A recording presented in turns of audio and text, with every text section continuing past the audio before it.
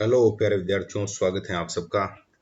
इस वीडियो में हम थोड़ा सा एक जो अपना छूट गया था एक टॉपिक उस पर चर्चा कर रहे हैं। और कोडिंग डिकोडिंग के बारे में हमने बहुत अच्छे से पढ़ लिया है और कोडिंग डिकोडिंग का टॉपिक है वो आपका बहुत अच्छे से तैयार हो गया है। लेकिन उसमें हम जहाँ से पढ़ रहे थे वहाँ पर एक टाइप का क्वेश्चन है जो मिस हो गया था।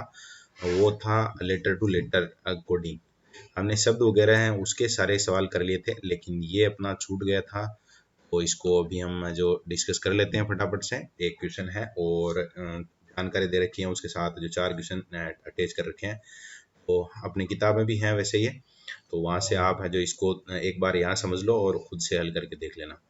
तो यहाँ क्या लिखा है, एक में कुछ शब्द दिए हुए हैं और समतुल्य कुंजियां दो में दी हुई हैं। कुंजियों के वर्णों के क्रम के अनुसार आवश्यक हो ये जरूरी नहीं है, परंतु कुंजी उसी वर्ण के अनुसार है। ध्यानपूर्वक अध्ययन करने के बाद आपको प्रश्न का उत्तर देना है।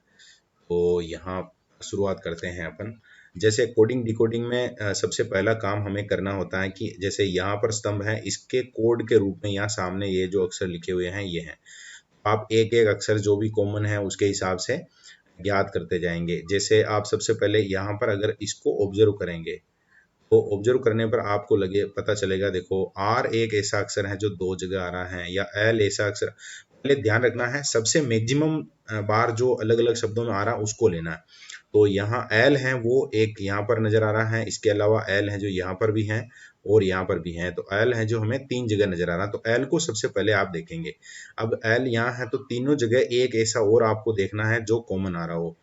तो यहाँ हम देख सकते हैं, देखो पी यहाँ लिखा हुआ है, यहाँ भी लिखा हुआ है और यहाँ पर भी पी लिखा हुआ है। इसका मतलब आप है जो एल का कोड हमेशा मतलब ध्यान रखेंगे, इस तरह से साइड में लिख सकते हैं।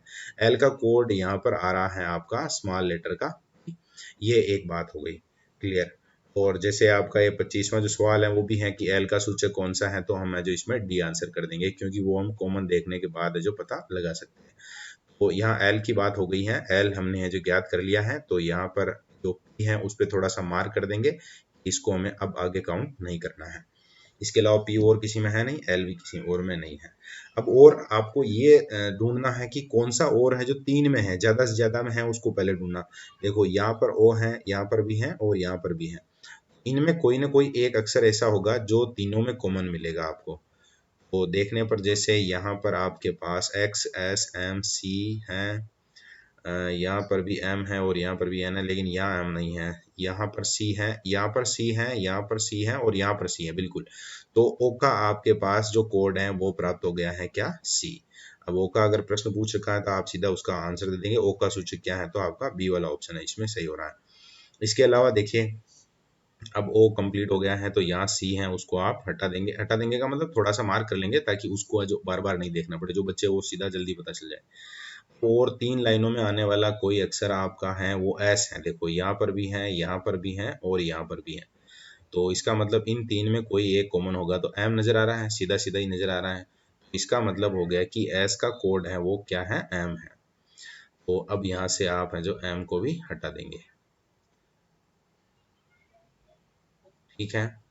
और आगे और अगर अपन अक्षरों को देखें तो यहाँ पर अपने पास है जो डबल आ रहा है, आर यहाँ पर भी है और आर यहाँ पर भी है। तो आर और एन है, यहाँ पर एन है। देखो तो एन है जो आर का कोड हो गया, यानी कि आर बराबर क्या हो गया, एन।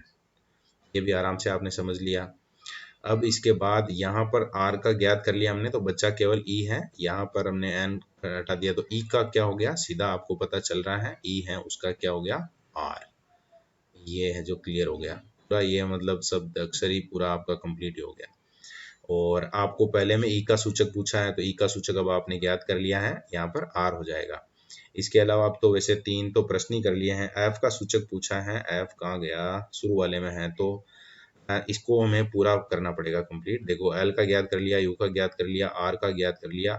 यू है डबल, यू डबल है तो यहाँ पर एक्स और ए है, यहाँ पर एक्स और एस है, तो इसका मतलब यू का एक्स हो गया। यू बराबर क्या हो गया, एक्स।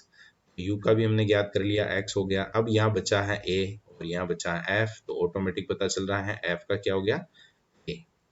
ये आपका लास्ट वाला जो प्रश्न है इसका आंसर भी हो गया। इस तरह से आपको ये सवाल करना था। मुझे उम्मीद है कि आपने जो इसको समझ लिया होगा। और अगर समझ में नहीं आया है तो एक बार इसी वीडियो को वापस से प्ले कर लो, जिन विद्यार्थियों को समझ में नहीं आया। बाकी जिनको समझ में आ गया है अब छोड़िए, आगे कुछ एक दो प्रश्न और हैं जिनके बारे में भी कुछ विद्यार्थियों ने मतलब जानना चाहा है कि भाई इनका क्या तरीका है, कैसे हल करते हैं। तो साथ में इनको भी देख लेते हैं। आप पहले स्क्रीन पर सामने है क्वेश्चन पढ़ लीजिए, अगर आपको समझना है तो समझना है, रुक जाइए, मतलब देखिए, बाकी इसको आप स्किप कर सकते हैं आगे। तो यहाँ जो एक क्वेश्चन था देखो, इसमें आधे अक्षर को उल्टा लिखने की बात कही है। तो यहाँ आधे अक्षर की बात कर रहा है तो उसमें उसने क्लियर नहीं किया है कि शुरू के आधे या बाद के आधे। तो इस तरह का प्रश्न आता है तो उसको बाद वाला ही मानना पड़ेगा आपको। सामान्यतः इसी तरह होता है ये। तो उन्हें श्रृंखला के आरंभ में लाया जाता है। आरंभ में लाया मतलब पीछे वाले हैं तभी तो आरंभ में लाएंगे। दाएं 9वें स्थान के बाएं 11वें स्थान पर कौन सा अक्षर आएगा, आपको ये ज्ञात करना था। तो पहले तो आपको ये समझना पड़ेगा कि आधे अक्षर की बात कर रहा है तो टोटल कितने हैं। टोटल आपको ये काउंट करना पड़ेगा। देखो एग्जाम में जब भी इस तरह का प्रश्न आता है तो थोड़ा सा धैर्य रखते हुए, पेशेंस रखते हुए आपको हल करना है। तो काउंटिंग वगैरह में एक अक्षर भी, एक अंक भी आगे पीछे हो गया आप तो गलत हो सकता है। तो पूरा धैर्य के साथ आपको इसको समझना है, हल करना है, फिर एग्जाम में भी ध्यान रखना है। टोटल काउंट कर लेते हैं। देखो एक हो गया, 2 3 4 5 6 7 8 9 10 11 12 13 14 15 16 17 18 19 20 21 22 23 24 25 26 27 28 29 30 31 और 32। यानी आपके पास यहाँ जो अक्षर हैं वो टोटल हैं 32। अब 32 का मतलब लास्ट के 16 हैं, आप उसको विपरीत क्रम में रख देंगे। तो लास्ट के 16 आप काउंट कर लीजिए, 1 2 3 4 5 6 7 8 9 10 11 12 13 14 15 और 16। यानी जो 3 हैं यहाँ से पीछे जो है वो है जो 16 है, और यहाँ से आगे हैं वो 16 है। अब आपको इनको क्या करना है, विपरीत क्रम में करना। अब विपरीत क्रम में लिखने की कोई आवश्यकता नहीं है, आप जो ऑटोमेटिक समझ जाएंगे। अब आपको जो शुरुआत करनी है, वो शुरुआत इस तरह से करनी है कि ये है वो आपका, इस साइड में जो पहला अक्षर है वो आपका आर है। अब ऐसे समझ जाना आप। तो इस तरह से लिखते लिखते यहाँ पर जो 3 लिखा हुआ है यो इसके यहाँ जस्ट पहले लिखा हुआ है, ये इस तरह से लाइन बनेगी।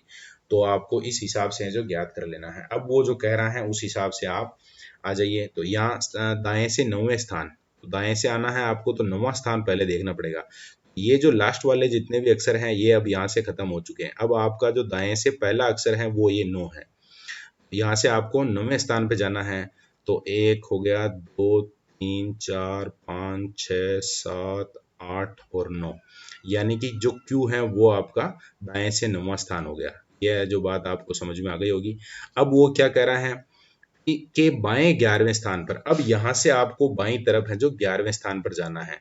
ये यहाँ से ये पहला हो गया आपका, फिर दूसरा, तीसरा, चौथा, पांचवा, छठा और सातवां। 7 तो ये हो गए। उसके बाद जो 3 है वो 8वां है, और उससे आगे आपको जाना है। यानी 3 कहाँ है ये आप देखेंगे तो यहाँ ये 3 है, ये आपका 8वां है। इसके बाद ये 9वां है, ये 10वां है, और ये है आपका 11वां अक्षर। यानी कि 5 इसमें आपका उत्तर आएगा। अगर कोई विद्यार्थी है जो वो समझ नहीं पा रहा है कि मैं तो इस तरह से नहीं लिख सकता, तो उसको एकदम सरल तरीका बताता हूँ। देखो यहाँ मैं जो थोड़ा सा बचना चाह रहा था ज़्यादा मेहनत करने से, वैसे मेहनत तो खूब भी हो गई इसमें, लेकिन शुरू के जो 16 अक्षर हैं आपके, उनको आप ऐसे के ऐसे वापस उतार दो। उसके बाद बाकी जो अक्षर हैं आगे 16 16 अक्षर हैं उनको लिखेंगे। उसके आगे आपको आर से शुरू करते हुए यहाँ जो ये 3 लिखा हुआ है यहाँ तक उल्टे क्रम में लिखना है। फिर आप काउंट करेंगे तो एकदम एग्जैक्ट आपका जो आंसर आ जाएगा, और आंसर आएगा 5। इस बार इसका मतलब समझ ही रहे हैं। उल्टा लिखने का मतलब हो गया, पहले आपको आर को लिखना है, उसके बाद 3, इस तरह से क्रम जम जाएगा। जैसे मैं थोड़ा यहाँ लिख के बता देता हूँ। ये लाइन है, जैसे आर यहाँ आ जाएगा, फिर 3 आ जाएगा, फिर ये जो ओ या क्यू जो भी लिखा हुआ है वो आ जाएगा, फिर वाई आ जाएगा, फिर यू आ जाएगा। इस तरह से आप लिखते जाएंगे इसको। और जो 16 अक्षर हैं वो कंप्लीट होने के बाद आप बी लिखेंगे। फिर बी से आप लिखते हुए जाएंगे, और जो 9 है अपना लास्ट यहाँ आ रहा था वहाँ 9 तक लिखेंगे। फिर आप जो है काउंट कर लेंगे, उसमें आपका 5 आंसर आ जाएगा। अब एक सवाल और है जिसमें तो कोई विशेष बात नहीं है, बस केवल अंडरस्टैंडिंग होनी चाहिए विद्यार्थी की। देखो यहाँ पर हमें कोड बता रखे हैं। देखो जनवरी है उसका बता रखा है 7110, फरवरी का बता रखा 826, और अक्टूबर का हमें पता लगाना है। देखो जनवरी में अब अगर अक्षर काउंट करें अपन, कितने जो लेटर हैं उनसे बना है ये, तो 1 2 3 4 5 6 7। सबसे पहले अक्षर के हिसाब से इन्होंने कोड किया है 7। उसके बाद 7 1 1 0 है, ये 7 1 और 10 है ऐसे मान लो। तो यहाँ बीच में आ रहा 1 जनवरी है, उसमें अपन अगर जनवरी फरवरी ऐसे काउंट करते हैं तो वो पहले नंबर का है, यानी कि 1 उसका कोड हो गया। फिर फरवरी में आप जब अक्षरों को काउंट करेंगे तो 1 2 3 4 5 6 7 8, यानी जो पहला सबसे पहले लिखा हुआ है कोड वो इसका कुल मिलाकर जितने लेटर आ रहे हैं उसके हिसाब से है। फिर फरवरी का जो क्रम है वो कौन सा है, तो वो अपन जानते हैं, जनवरी के बाद फरवरी आता है तो 2 हो गया। अब अक्टूबर में भी आपको एक तो लेटर काउंट करने हैं, तो लेटर तो हो गए 1 2 3 4 5 6 7, टोटल 7। इसका मतलब ये आपका उत्तर नहीं होगा और ये उत्तर नहीं होगा, इसमें से एक आपका उत्तर है। अब अक्टूबर का क्रम कौन सा है ये आप जानते हैं, अक्टूबर का क्रम आता है 10 नंबर का, यानी सेकंड नंबर पे कोड में आना चाहिए आपके 10, जो कि यहाँ पर लिखा हुआ है। इसका मतलब आपका जो ऑप्शन है सही वो हो जाएगा बी। अब बाद में कुछ विद्यार्थियों को लग रहा होगा कि इसमें भी कोड में जो 10 और आ रहे हैं और इसमें जो 6 और आ रहे हैं, इसमें जैसे 15 आएंगे, इसकी क्या कहानी है। तो बहुत सी बार है जो वो चुकाने के लिए भी हो सकता है। हमें जो क्लियर सीधा सीधा तार्किक रूप से समझ में आ रहा है वो यही है, और ये तरीका लगा के आप हल कर सकते हैं। ओके, मुझे लगता है कि वैसे बहुत ज़्यादा समय भी नहीं लिया, और अगर आपको समझ में आ गया है तो बहुत बढ़िया बात है, नहीं तो एक बार वापस से खुद से ट्राई कीजिए, एक बार इस वीडियो को भी वापस प्ले कर सकते हैं आप। ओके, धन्यवाद।